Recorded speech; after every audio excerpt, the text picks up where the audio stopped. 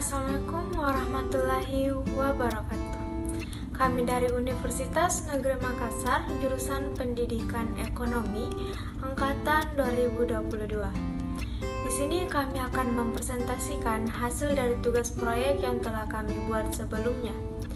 Sebelum itu, perkenalkan nama kami. Yang pertama, saya pribadi, saya Widya Febrianti, dan rekan saya yaitu Nafkalia Sarah. Adapun materi yang akan kami bahas yaitu perilaku konsumen dan permintaan. Dan adapun subbab-subbabnya, yang pertama, pengertian perilaku konsumen, yang kedua, teori perilaku konsumen, yang ketiga, faktor yang mempengaruhi perilaku konsumen, yang keempat, manfaat mempelajari perilaku konsumen, yang kelima, kurva keseimbangan konsumen yang diturunkan menjadi kurva permintaan, dan yang keenam yaitu contoh perilaku konsumen. Untuk materi pertama akan dibacakan oleh rekan saya. Untuk Nafkalia Sarah, dipersilahkan. Terima kasih Widya atas kesempatan yang diberikan. Langsung saja kita ke materi pertama, yaitu pengertian perilaku konsumen dan permintaan. Perilaku konsumen merupakan proses yang dinamis yang mencakup perilaku konsumen individual, kelompok, dan anggota masyarakat yang secara terus-menerus mengalami perubahan.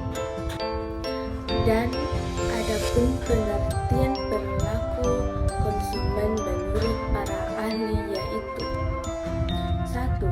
Erin Berkoutis et al.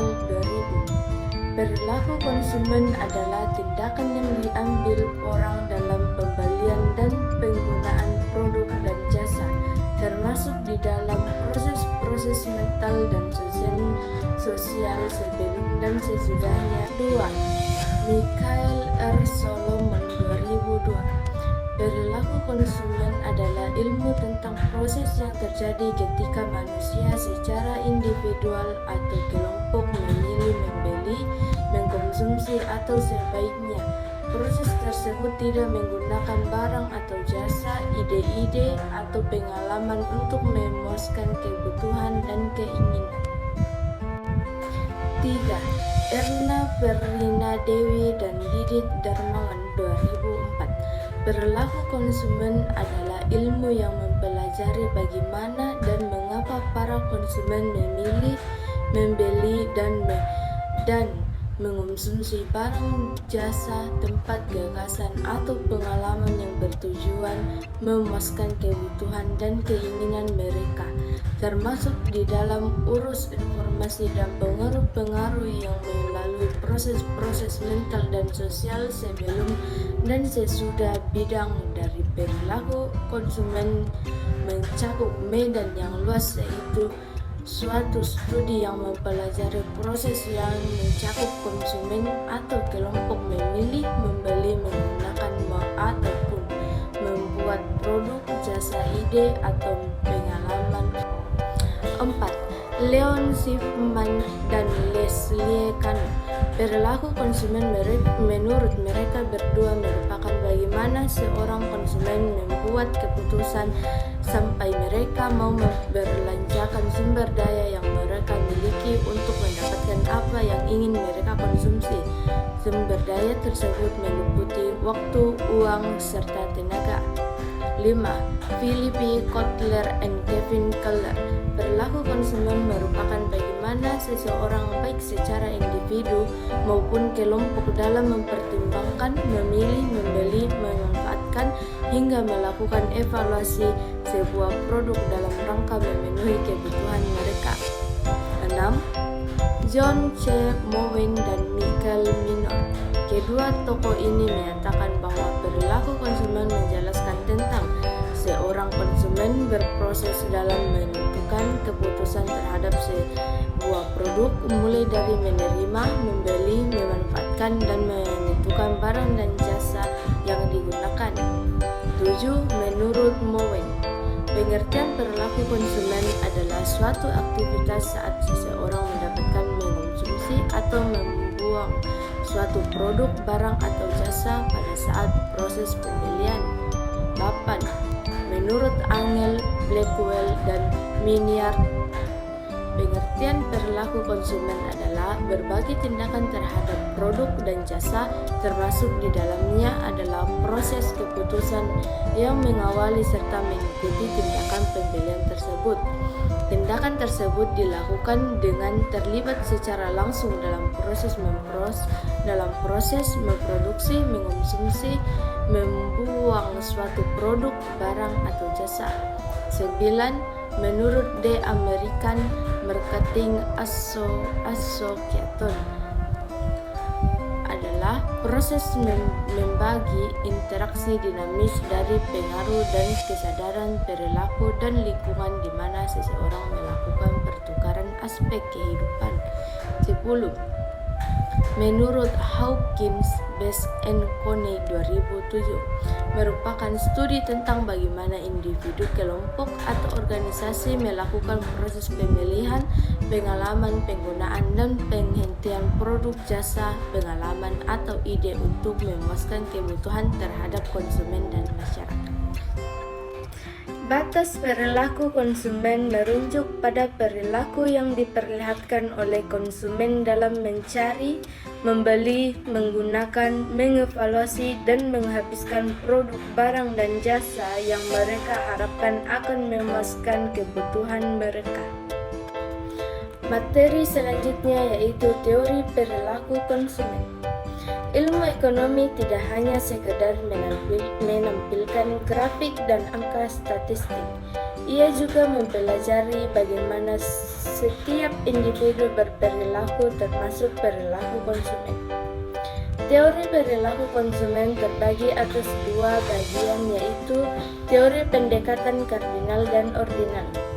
Yang pertama, perilaku konsumen pendekatan kardinal.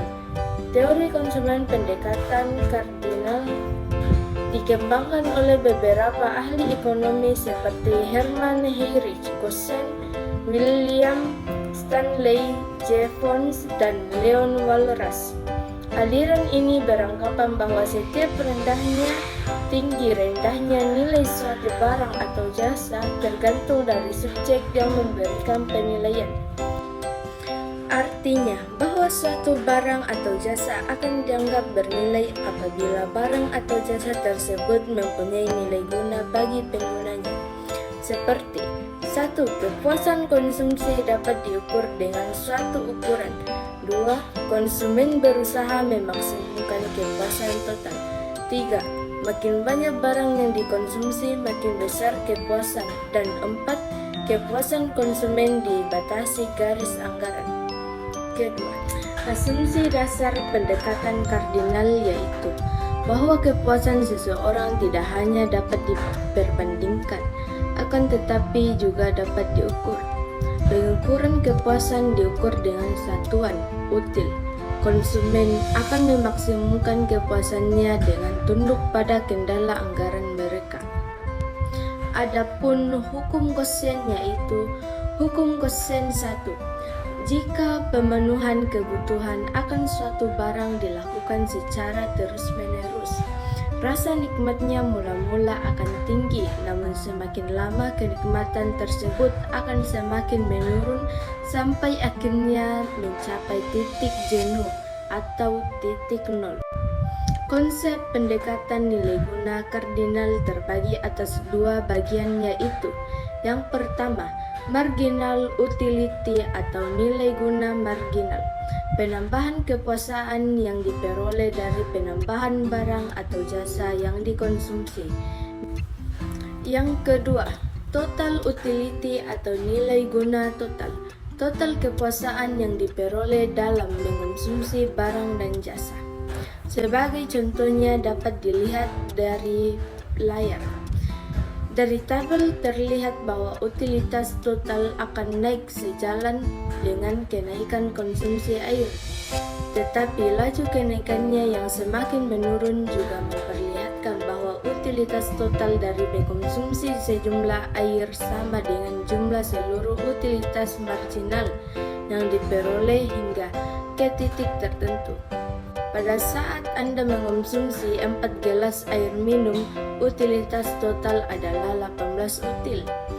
Jumlah dari utilitas marginal hingga Anda mengonsumsi 4 gelas air minum adalah 6 tambah 5 tambah 4 tambah 3 yaitu sama dengan 18 util. Jadi utilitas total adalah jumlah seluruh utilitas marginal yang diperoleh hingga ke titik tertentu. Adapun asumsi dalam model utilitas kardinal yaitu 1. Keputusan konsumen pada satu barang dapat diukur dengan satuan uang. 2. Konsumen berusaha memaksimalkan keputusan total. 3. Kepuasan konsumen dibatasi garis anggaran. 4. Berlaku hukum dinamis Pareto. 5. Total utility atau TU dan marginal utility atau MU. Fungsi kepuasan total dapat dilihat pada gambar. Hubungan TU dan MU ditunjukkan dengan TU akan meningkatkan bila mana MU lebih besar dari 0 atau positif dan TU maksimum pada saat MU sama dengan 0. Selanjutnya, TU akan menurun jika MU kurang dari 0 atau negatif. Kondisi keseimbangan konsumen dan kurva permintaan konsumen guna kardinal secara teoris, konsumen akan memperoleh kepuasan total TU maksimal pada saat harga P sama dengan tambahan kepuasan MU. Temu X max PX sama dengan MUX. MUX sama dengan PX. Jika PX sama dengan 4, TUX sama dengan 16 QX kurang QX2. 16 kurang 2 QX sama dengan 4 sama dengan 16 dalam kurung 6 kurang 62. 2 QX sama dengan 16 kurang 4 sama dengan 96 kurang 36. QX sama dengan 6 sama dengan 60. Teori perilaku konsumen yang kedua, yaitu perilaku konsumen pendekatan ordinal. Pendekatan ordinal ini menyatakan bahwa suatu keputusan itu tidak dapat diukur secara kuantitatif melainkan sifat bertingkat, berjenjang dan hanya bisa dibandingkan. Pendekatan ordinal yaitu pendekatan yang daya gunanya suatu barang tidak perlu diukur, cukup diketahui dan konsumen mampu membuat urutan tinggi rendahnya daya guna yang diperoleh dari mengkonsumsi suatu barang. Terima kasih Nafkaya Sarah atas materi yang telah dipaparkan. Selanjutnya akan saya baca sendiri. Yang pertama, faktor yang mempengaruhi perilaku konsumen. Yang pertama, faktor budaya. Faktor ini menunjukkan bahwa minat pelanggan dibentuk oleh beberapa hal, seperti nilai-nilai dan ideologi komunitas mereka, kepercayaan komunitas, kebutuhan keluarga dan komunitas, kelas sosial. Yang kedua, faktor sosial. Perilaku seorang konsumen dipengaruhi oleh faktor-faktor sosial seperti kelompok acuan, keluarga, serta peran dan status.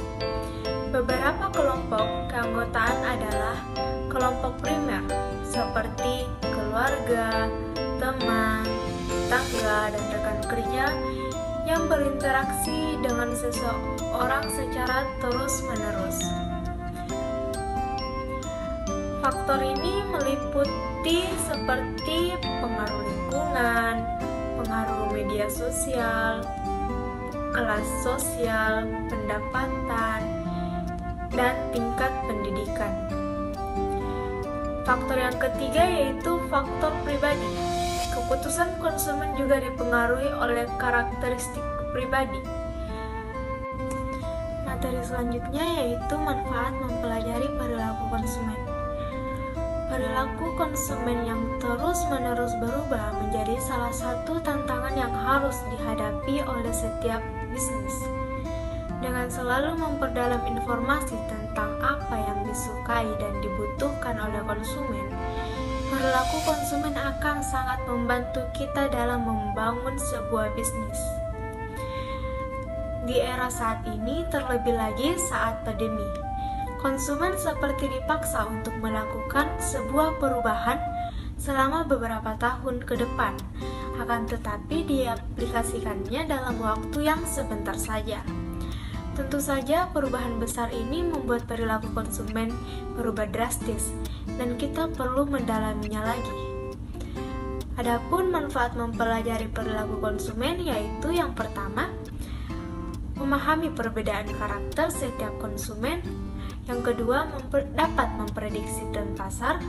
Yang ketiga, mempertahankan loyalitas konsumen. Dan yang terakhir, meningkatkan nilai daya saing dengan kompetitor.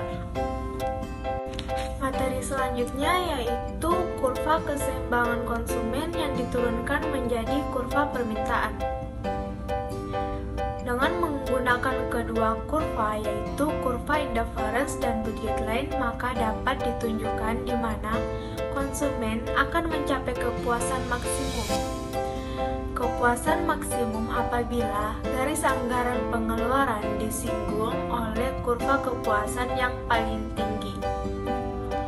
Persinggungan antara budget line dan indifference kurva ini menggambarkan kombinasi barang yang paling diinginkan oleh konsumen, yang menunjukkan konsumen akan mencapai kepuasan yang maksimum.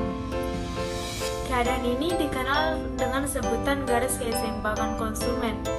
Dengan demikian, keseimbangan konsumen adalah pemaksimuman kepuasan yang digambarkan oleh tingkat kepuasan maksimum dari mengonsumsi dua barang dengan menggunakan sejumlah pendapatan tertentu. Dapat dilihat pada gambar di atas. Yang di atas dapat dijelaskan sebagai IC1 dengan titik A dan B menunjukkan kepuasan konsumen sebelum optimal.